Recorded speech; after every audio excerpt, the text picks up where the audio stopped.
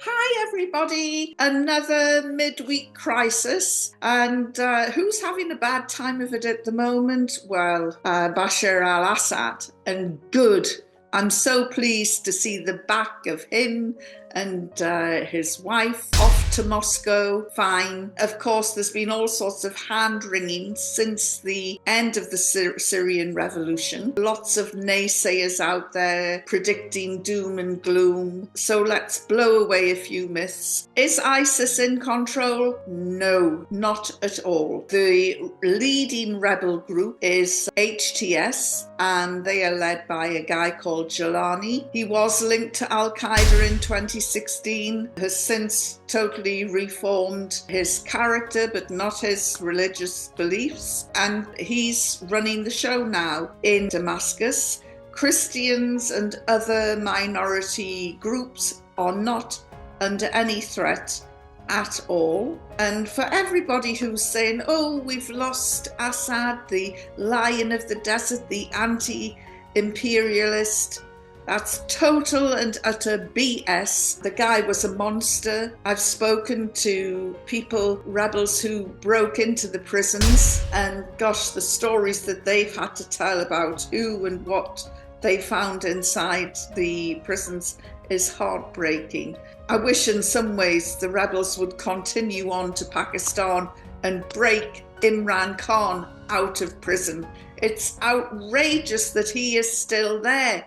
No charge, no trial, no chance to appeal to the public to rescue him. What is going on in Pakistan? Really, when I first came to know Pakistan back in 2001, it was a country where the press was free and free to speak their minds. Now look at the situation. They can't, dare not criticize the military, the ISI. The pretense of who's running Pakistan is now over. We know it's the generals that are running the show. All of this has happened over a period of years, but the real low was when they imprisoned Imran Khan with a load of Mickey Mouse charges. You know, fair enough, if he'd done something wrong, put him through the courts. But at the moment, he's sitting, rotting in prison, while the feeble politicians around him wondering what to do and waiting for the generals to start pulling their strings and telling them what to do. It's a shocking state of affairs. But anyway, don't give up hope. When injustice is happening, then it's the duty of everyone to rise up and resist it.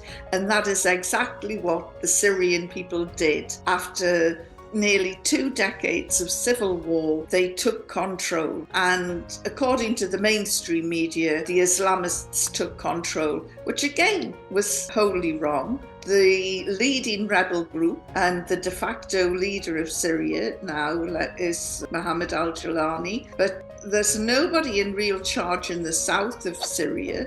There's all sorts of speculation going on. Who are the big losers? China, Iran, Hezbollah. Russia they've given sanctuary to this monster Assad and his wife and their kids. But Russia's not a big loser. I have to laugh when I hear all these defense experts saying, oh yes, Russia has sat there and not been able to intervene. Russia has managed to get a state-of-the-art naval port right on the Mediterranean Sea and an Air Force base as well. So that's not bad going for Russia. So they haven't really lost out.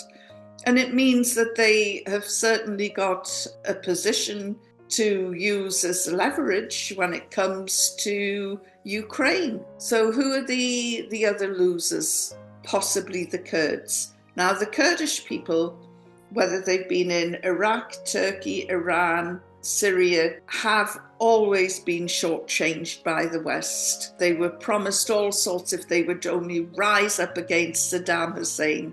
And when they did, they got punished for it.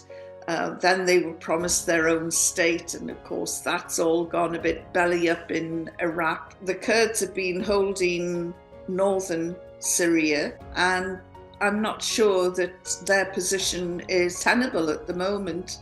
Certainly one of the winners is that great strategist Recep Tayyip Erdogan, the Turkish leader. He has maneuvered himself brilliantly into a position of power. He opened the doors of Turkey to about 2 to 3 million Syrian refugees. They're secure there. But if he suddenly calls time and says, get out, that's 3 million refugees that will hit Europe. And Europe, being Islamophobic and in the hands of racist leaders at the moment, is petrified that Erdogan will do that. I don't think he would. But he is certainly the power behind the rebel group HTS. So quite a smart move on his behalf. As for the Israeli leader, Benjamin Netanyahu, jumping up saying it's thanks to Israel getting rid of Hezbollah, the Syrian people are free. That is utter and total BS. Netanyahu is a chancer, and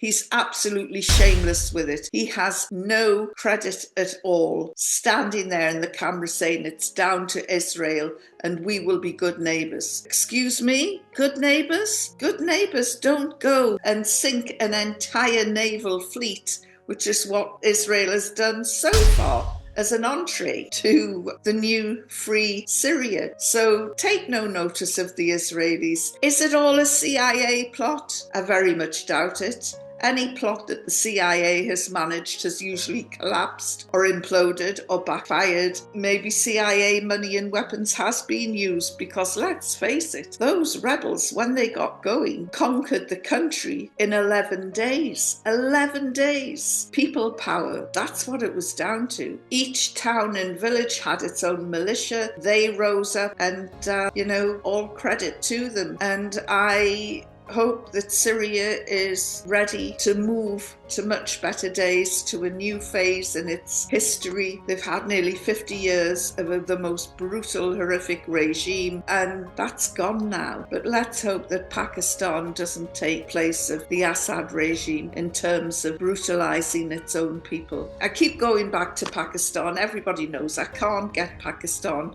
out of my head or my heart. So, let's get justice. Wherever injustice is the law, resistance is our duty. And the Syrian people have shown what happens when, with a bit of backbone and determination, you can bring about change. Let's pray for Syria, pray that it moves in the right direction, and don't have any tears for the Assad regime, please. Stay sane until the next midweek crisis. Solidarity to you all.